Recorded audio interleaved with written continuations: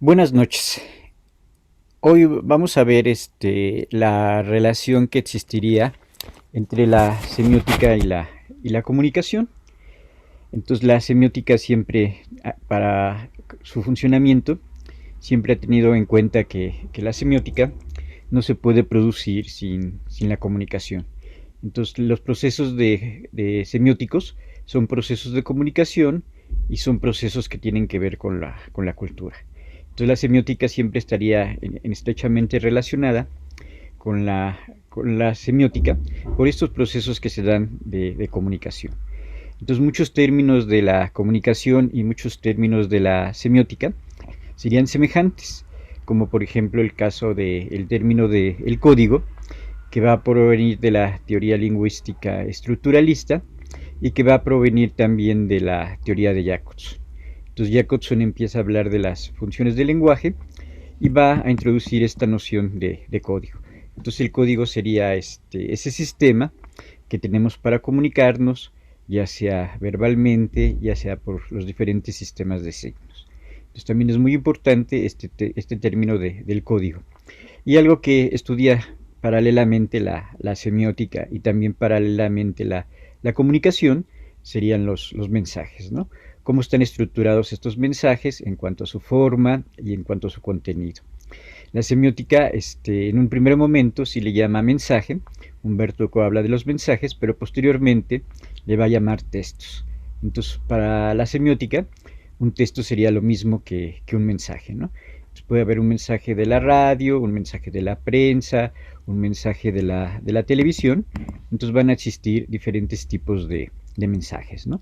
Entonces ya tendríamos así como varios términos en común: el de comunicación, el de código, el de texto. También la semiótica va a hablar de los diferentes lectores que están ante el televisor, ante la radio, ante el cine.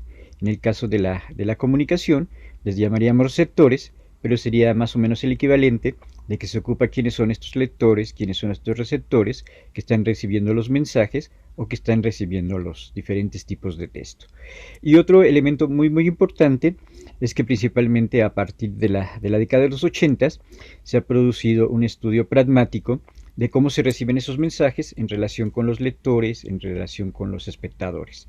Entonces también la semiótica de la década de los 80 va a utilizar estos elementos de la pragmática para ver cómo se están recibiendo esos mensajes desde el punto de vista de que se producen y desde el punto de vista de cómo se reciben. Entonces ahí hay factores un poquito psicológicos, también habría competencias lingüísticas, competencias gramaticales y competencias de otros múltiples tipos para que se pueda producir estas relaciones pragmáticas entre los emisores y los receptores, entre los mensajes y los textos, ¿no? Entonces, esta teoría pragmática también se utiliza en la semiótica y también se utiliza en el campo de la comunicación. También últimamente ya tiene muchísimo auge la relación entre comunicación y cultura, no solamente desde el punto de vista de la semiótica, sino de la cultura más ampliamente, que tendría que ver con la antropología o que tendría que ver ya con esta disciplina, que las disciplinas principalmente de corte cultural, ¿no? Y también uno de los principales teóricos contemporáneos, que sería Carlos Escolari. Él fue discípulo de algunos maestros de Humberto Eco, y cuando hace todo lo relacionado con la semiótica de los nuevos medios, lo hace partiendo principalmente de las teorías semióticas, de las teorías de Humberto Eco, ¿no? Entonces, así a grandes rasgos, podemos decir que la semiótica es una de las teorías de la comunicación. Hay teorías más psicológicas, más sociológicas, más funcionalistas, más marxistas, pero la semiótica sería una de esas teorías que tienen que ver con la comunicación, y en algún aspecto sería la teoría más relacionada con la comunicación. Entonces, durante la década de los 50, 60, 70 y 80, el punto de vista más importante para ver la comunicación era esta que tenía que ver con el punto de vista de la semiótica, principalmente con los autores que estamos viendo, como Roland Barthes, como Humberto Eco, como Greimas. Entonces muchos pensadores argentinos y, y algunos mexicanos van a utilizar la semiótica como un método de la comunicación. También en